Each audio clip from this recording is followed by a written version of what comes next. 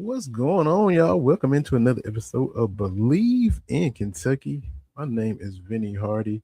We got Cole Park is down there at the Peach Jams. We're just coming to with a little quick episode. Um, since we had La Familia and the tournament and all that going on today, uh, Cole will be back on our regularly scheduled episode Monday, Tuesday, Wednesday of next week when we normally record. Weren't able to get one in last Wednesday like we normally do. But with the tournament starting today, La Familia joined First Blood over the Ville at Historic Memorial Coliseum. Just hop on here real quick and talk about that. And it was a tale of the beginnings and the endings, sort of. The first quarter was a little rough. Partway through the second quarter, it was a little rough. My familiar guys had to get their footing, but the game turned. McNeil was a big contributor. The game turned on that 14-0 run. La Familia went from being down 21-15 to up 29-21. Get a little 8-point cushion, and then they were rolling and looked like they were going to try to blow them out. And kind of in TBT fashion, things got close. Things tightened up. Louisville made a run to their credit and were able to get themselves back in the game. And if we can get some little stuff up here, got planned on. Let's see. Yeah, here we go. Yeah. As we talk, but yeah, looked like it was going to be a straight blowout. And you end up having to have the Elam ending in full effect. Daryl Morcell, La Familia debut. We probably, as a collective fan base, were like, man, we don't have all former Cats on the team. McNeil, Morcell, Maynard Bain, guys coming in, did not play for Kentucky, but had big impact. There's the game-winning Elam-ending dunk. Morcell slips the screen, inbounds underneath, hangs on the rim like Dave Chappelle, channeling his inner Prince, channeling his game blouses as Kentucky gets the win 72-68. Went from down 21-15 up 29-21. Double-digit lead, up 8 at halftime, 41-33. Got it up to 17, where it was 55-39, 57-40, that range. Like, this is a blowout, this is a wrap. But the Ville started chipping away, and what they say in any game, you get it down to 10, get it down to 10. They were able to do that because with this Elam ending, you play the entire third quarter, you play until there's 4 minutes left in the fourth quarter, and then you add 8 minutes onto 8 points on to whoever has the lead. Kentucky has 63 points. So when it's Elam ending time, you add 8, that's your target score. So then it became a first team to 71 wins the game. And the Ville kept chipping away. La Familia with some turnovers and it was getting tight. Thinking, poise, where's the poise at? And they're kind of able to get it together, right the ship, get some buckets when they need to, get some stops when they need to, and pull away. You see Morcell get the game winner there at the end. There was a nice poise play to me when they got to 68. and got the bucket. Scored a 2 to get 70. They needed a 3 to win instead of jacking threes to just get the game winner. Scored a bucket to get 70, and then they scored, of course, the game-winning bucket to give them 72. So if you meet or exceed the target score, you win the game. So that was cool. Old Trezor, Montrezl Harrell for Louisville, came to life, made some buckets for them, made some plays for them, made a nice block on a potential game-winning layup. So it made for some nail-biting moments, but as typically always happens, Louisville still ended up being a little brother. La Familia got the dub. Kentucky got them. So now this is not all. There will be game 2 because this is best 2 out of 3. So game 2 goes to Freedom Hall Monday. And Cats can sweep on the road. Hopefully that's the case. And if necessary, you'll be back in historic Memorial Coliseum, Wednesday evening. So cool little setup. This is one series of several. You have $2 million on the line. The winning team, winner take all, $2 million purse, if you will. So it used to be several teams in it, single elimination games, winner take home $1 million. They raised the stakes to $2 million, and now you start off with best 2 out of 3. I think the semifinals might be single game eliminations, and then we'll see how that all progresses. But as of right now, Kentucky took game 1 from the Ville. So they're halfway there. And to us, all that matters. You hope they win it all, but for sure at least beat Louisville. At least get past those old dirty birds. A few little stats. You look at the box score, 72-68, as we mentioned. And as we talked about, down 21-17 at half. That was the start of that run. It was 21-15, 21-17, the end of one. That 24-12 run in the second quarter is what flipped the game. Again, it started with they got 2 points of that run to end the first quarter. But that 14-0, going upside their head real quick is what flipped it. Let's see again. We talked about Morcell with 17, Maynard Bain 10, Andrew Harrison 10, Sean McNeil 12. According to Dick Gabriel, Big Blue Insider, Willie Cauley-Stein maybe tweaked something. He landed and went out wincing. He played 16 minutes, 1 field goal attempt, 1 shot, 1 rebound. So quick turnaround, 1 day off between games. You got a travel day and go to Louisville. We'll see what happens. But Willie, we know this was his last ride with La Familia. But the roster, man, we saw, and look, Tony Beckham is the GM.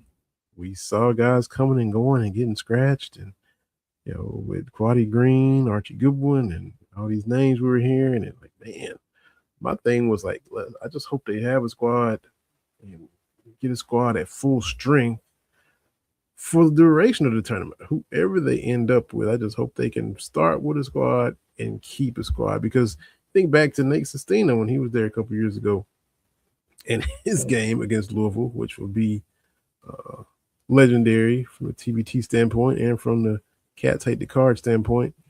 He was killing it. They had that game against Louisville at Freedom Hall, and then something comes up and he's not able to play. Scheduling conflicts, things of that nature. Reed Travis was originally supposed to be on this roster, and he got hurt and was a scratch. So a lot of things pop up. It's in the middle of the summer. These guys are playing overseas, and the commitment is required to try to get to Lexington and play, and you're not getting paid unless you win the entire tournament.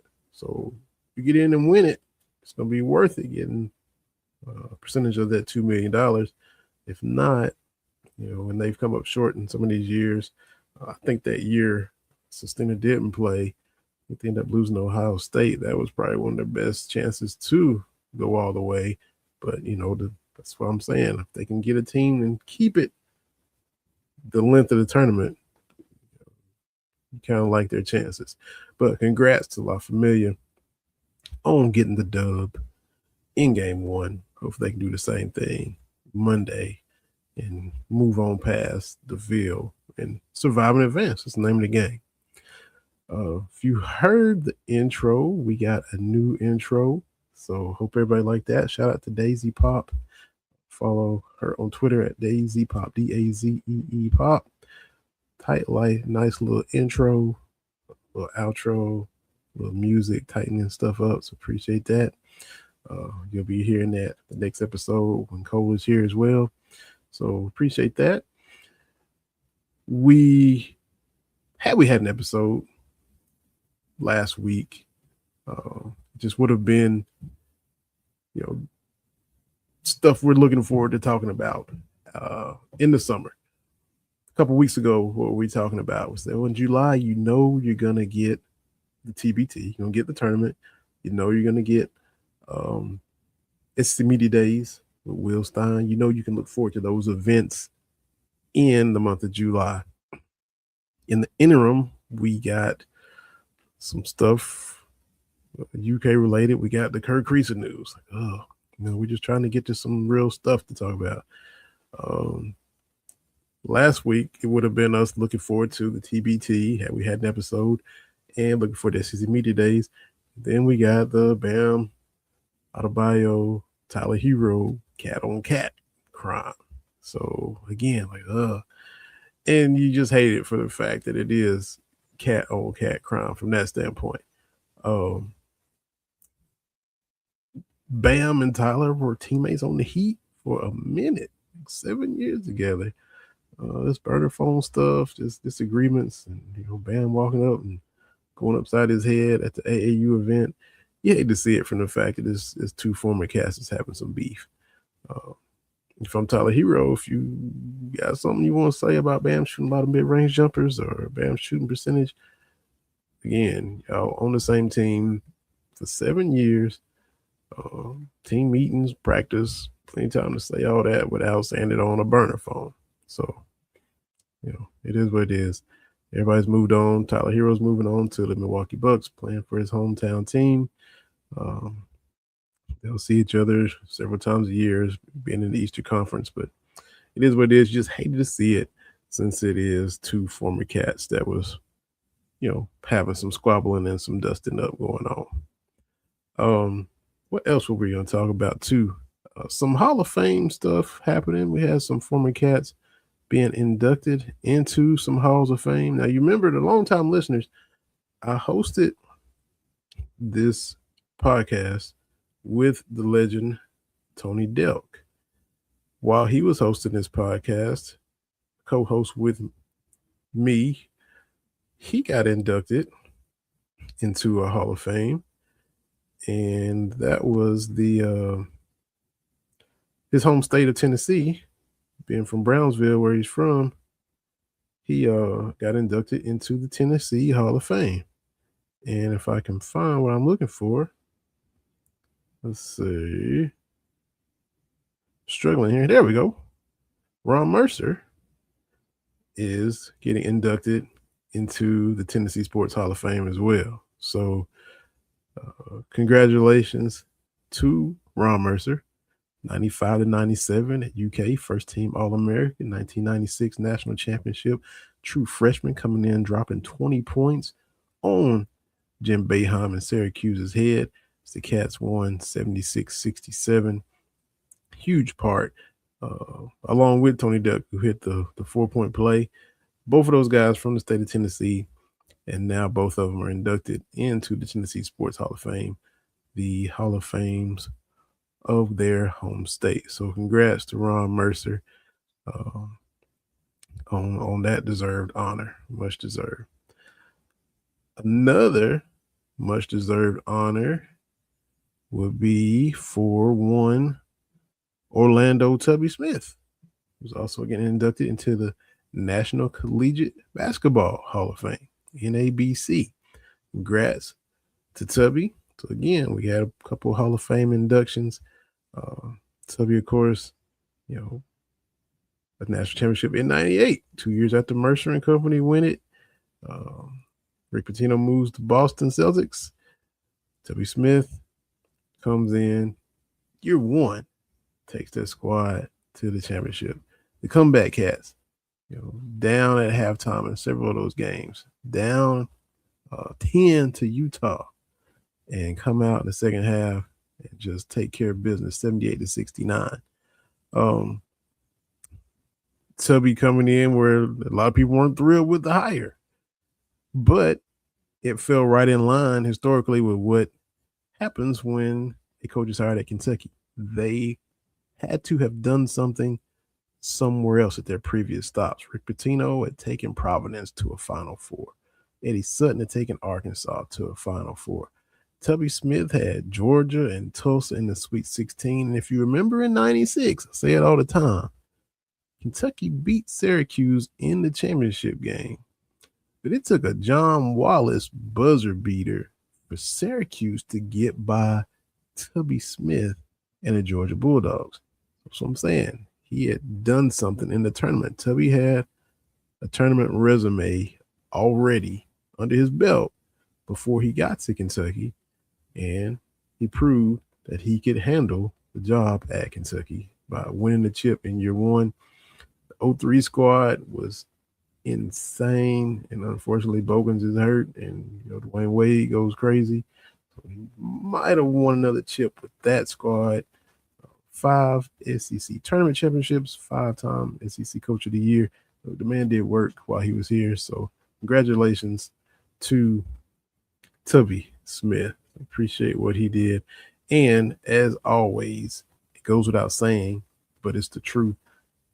Such a class act. So nice, genuinely nice. Just kind, just not a jerk, just a good dude, class guy. You listen to the guys that covered him. Look at Larry Vaught on Twitter. Look at Oscar Combs on Twitter. Anybody who came into contact with him, and he's still the same way. He's been back, to Rupp when he got his jersey retired. He got some love here at Rupp Arena when he's back in Lexington. Loves it here, and nothing but love for Tubby all the time. So congrats for a wonderful achievement for a wonderful human being. So appreciate being able to talk about Tubby and reminisce on his time with the Cats. Again, State was just going to have a quick episode, so it was cool to kind of catch up and touch all of those bases. Keep checking out Cole and myself. We'll continue to be doing episodes. We're getting closer and closer to having football to talk about. And on that note, Monday, check out SEC Network. Check out, the Kentucky football media members that you follow, because SEC Media Days, the unofficial start of the season, talking season, whatever you want to call it, gets underway in Tampa, and Will Stein and Kentucky are leading things off. Coach Stein is going to be the first one on the podium. Kenny Minchie, Ty Bryant, and the third media member, is it Willie Rodriguez? Those are the three, I do believe, that are going. Let me double check. But yeah, those are, you want to see those guys on the stage saying all the things you want to hear repping UK, getting all the questions, going from room to room, making the rounds. That's going to be happening Monday. So check that out for sure. And I think, these media days are going to get back to being a little juicy, a little spicy. Might hear some coaches say some stuff. There's several new coaches in the league. And they all are coming in, trying to prove themselves. Will Stein is coming in with a chip on his shoulder, confident. He's not going to back down from anybody. So, yeah, Will Stein, Ty Bryant, Kenny Minchie, Willie Rodriguez. And if you listen to the show, we had Ty and Willie on here. Go back and check out those episodes. We had those guys on. A lot of fun talking with those dudes. And so you look forward to being able to hear them on the big stage, on the mic in Tampa. And once again, it's the UK guys leading things off. So that's going to be cool to see as well. Here we go. Should have done that from the get-go. And can get it right here. So just showing that I'm not telling y'all a lie. There it is. We got Coach Stein, Kenny Minchie, Ty Bryant, Willie Rodriguez. That will be the UK representatives starting July the 20th at Tampa. So new location in Atlanta and Birmingham, even in Dallas one year when you had Texas coming in and Texas A&M, those more Western squads coming into the league. But Tampa Bay, Tampa for UK starting things off. So check that out. And, see what Coach Stein and company had to say. It'd be interesting. It just gets us that much closer to football being played in the SEC. So appreciate everybody taking the time to check out this episode. It's always available where you get your podcast. It's on YouTube. Go and watch it, listen. Check out the merch that we got. Get your Cat Daddy shirt. Shop.believe.com. Get yourself a shirt in blue, white, or gray. And with that said, we will hop on out of here. It's been another episode of Believe in Kentucky. Go Cats. Tune in again. Call myself. We'll be right back. We'll holler at everybody next time. Go Big Blue. Congrats, La Familia, on the Game 1 dub.